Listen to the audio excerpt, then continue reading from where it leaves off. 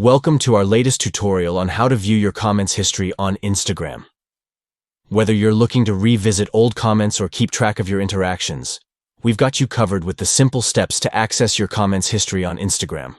To start, open the Instagram app on your Android device. Once you're in the app, tap on your profile picture located at the top right corner of the screen. This will take you to your profile page where you can view all your posts and activity. Next, tap on the three horizontal lines at the top right corner of the screen. This will open a menu with various options for your account settings and activity. Now, tap on the View Activity option from the menu. This will take you to a new page where you can see a breakdown of your recent interactions on Instagram. From here, tap on the Comments tab to view all the comments you've made on posts across Instagram. You'll be able to scroll through your comments history and even revisit conversations from the past. And there you have it. A quick and easy way to access your comments history on Instagram. Whether you're looking to reminisce on old conversations or simply stay organized, this feature can be a helpful tool for managing your interactions on the platform.